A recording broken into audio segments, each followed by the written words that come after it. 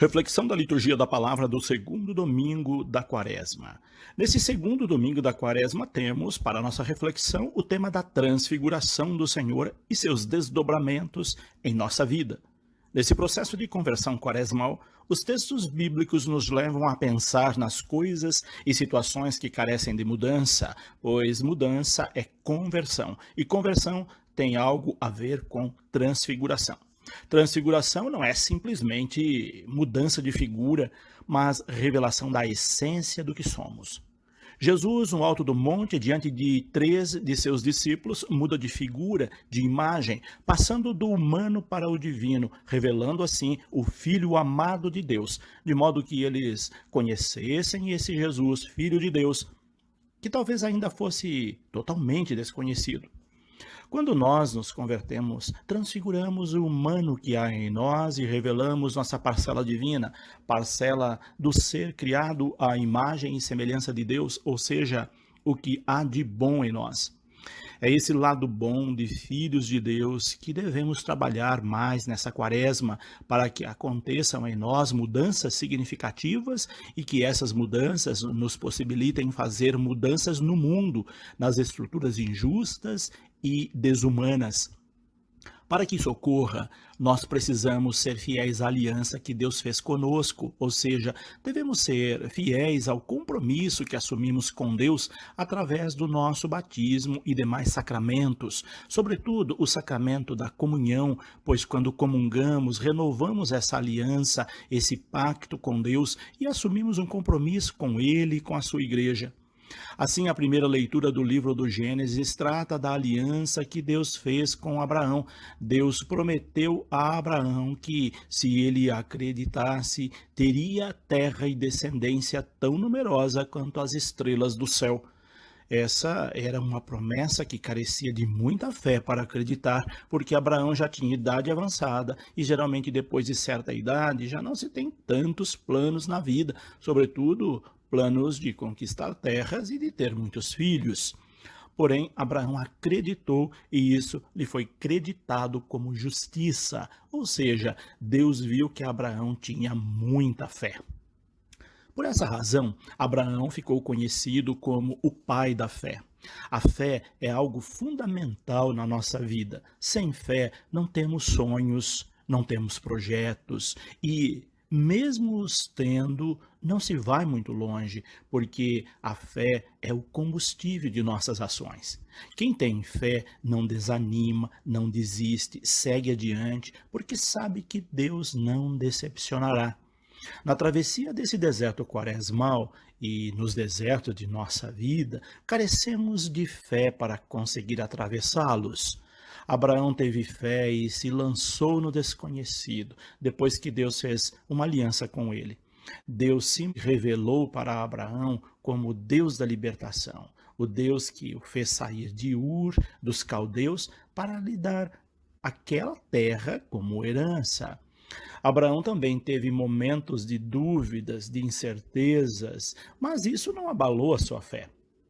Há momentos na vida que não temos clareza das coisas, muito menos certeza, mas se tivermos fé, mesmo com as coisas ainda obscuras, Deus vai apontando caminhos, mostrando a direção e no fim tudo dá certo. Foi assim que aconteceu com Abraão. Ele confiou e Deus se revelou a ele através de um pacto, de uma aliança, concedendo a ele o prometido, porém, não em um passe de mágica, mas através do cumprimento da sua parte na aliança. A segunda leitura pede que sejamos imitadores dos que são fiéis a Deus.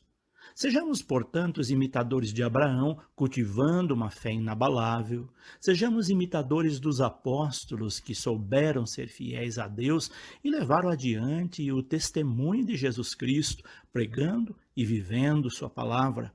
Sejamos imitadores das boas obras das pessoas comprometidas com o reino de Deus que temos perto de nós. Há muitas pessoas na comunidade que dão verdadeiro testemunho de sua fé, que vivem o seu batismo e que têm muito a nos ensinar com seu exemplo e fidelidade a Deus. Mas evitemos ter como modelo as pessoas que se comportam como inimigas da cruz de Cristo, diz a carta aos Filipenses, na segunda leitura de hoje. Essas pessoas podem até estar na igreja, mas elas não devem ser imitadas ou seguidas, pois estão na igreja, mas não são a igreja de Jesus Cristo. Estão na igreja, mas a igreja não está nela. Quando alguém se comporta dessa maneira, muito nos entristece, diz Paulo apóstolo, pois o fim deles é a perdição, e Deus não quer que se perca nenhum de seus filhos. Como é que podemos identificar os que se comportam como inimigos da cruz de Cristo? Basta ver seu comportamento, diz Paulo apóstolo. O Deus deles é o ventre, sua glória está no que é vergonhoso e seus pensamentos em coisas da terra. Ou seja, há quem só pense em comer e beber, viver em farras, orgias e malandragens, e pensa somente em dinheiros, em poder, em aparecer. São comportamentos fáceis de ser identificados e que devem ser evitados. Para sermos fiéis a Deus e obtermos a cidadania do céu, precisamos mudar essas coisas em nós, caso elas existam, ou seja, carecemos de uma transfiguração. Temos que ir aos poucos lapidando nosso comportamento, nossas companhias e avaliar os lugares que frequentamos e com quem frequentamos. Assim procedendo, nós permitimos que Deus vá transformando o nosso corpo miserável num corpo glorioso, semelhante ao dele. Esse corpo, essa vida transformada, será exemplo para os outros. Essa é a proposta da transfiguração que vemos na liturgia deste domingo. O evangelho deste dia traz o tema da transfiguração do Senhor como um recurso catequético nesse processo de conversão ou de transfiguração da nossa vida. Deixemos que Jesus nos conduza ao Monte Santo e nos ensine as mudanças essenciais para a nossa vida. Ele levou consigo 3 de seus discípulos, Pedro, João e Tiago.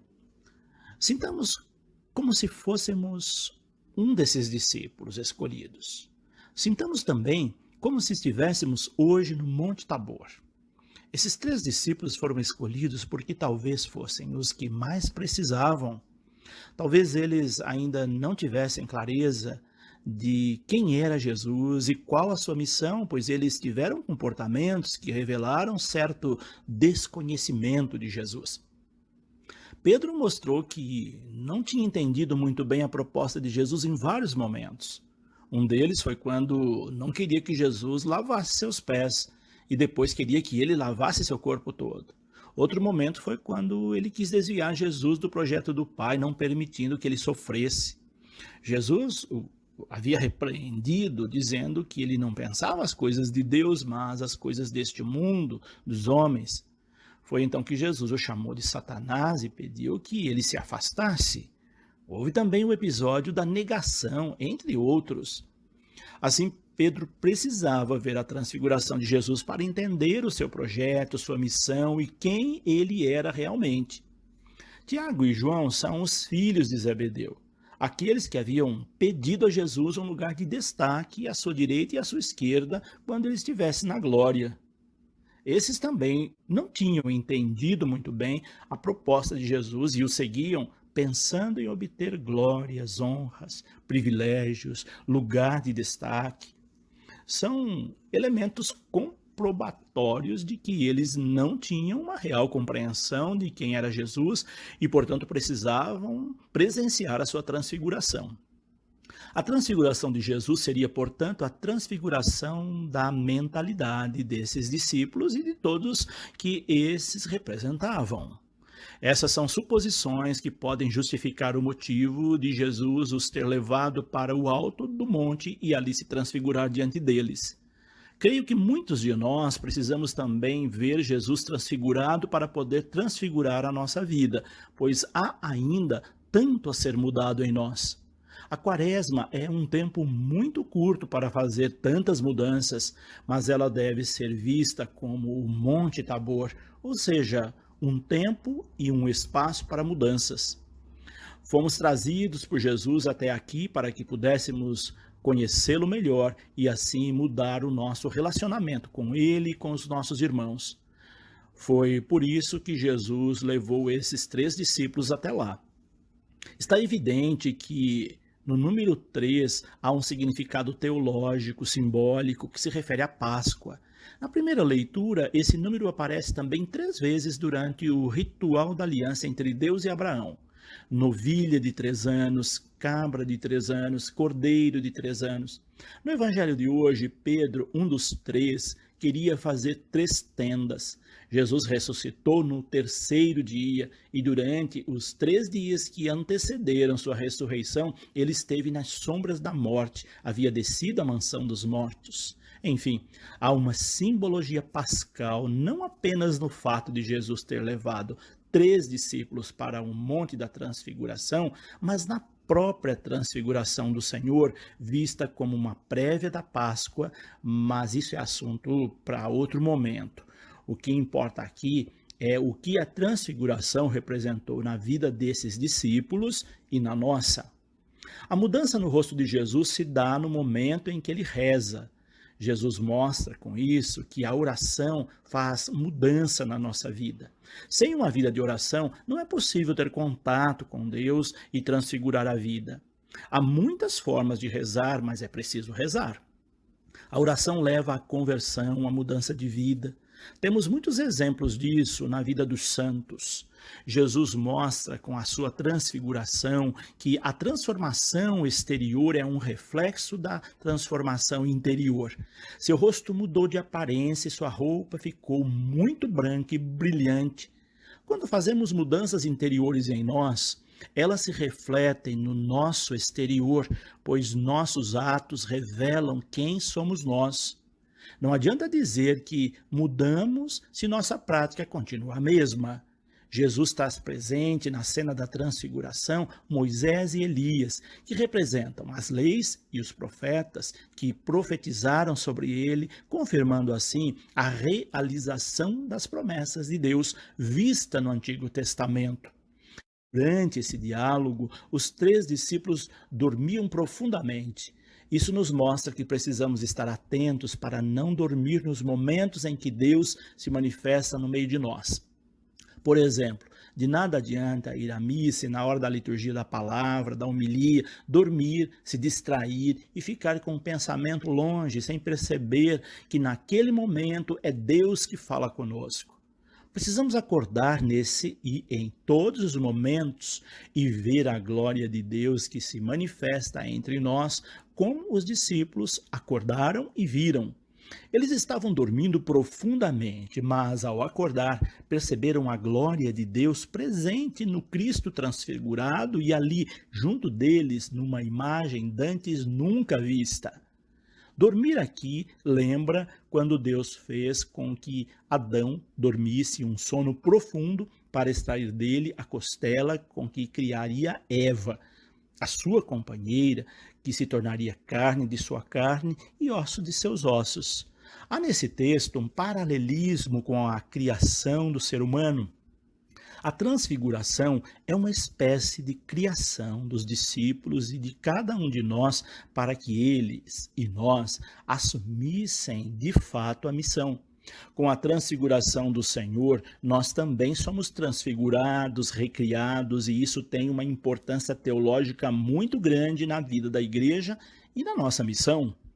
Os discípulos recriados ou transfigurados passam a ver Jesus e o mundo de outra maneira. Eles perceberam o quanto era bom estar ali com Jesus e por isso quiseram armar 3 tendas. O texto diz claramente que Pedro não sabia o que estava dizendo. O resultado da transfiguração não é para a acomodação, mas para a missão. Deus não quer que fiquemos parados contemplando as maravilhas da sua glória, mas quer que levemos adiante a experiência desse encontro e sigamos a sua missão.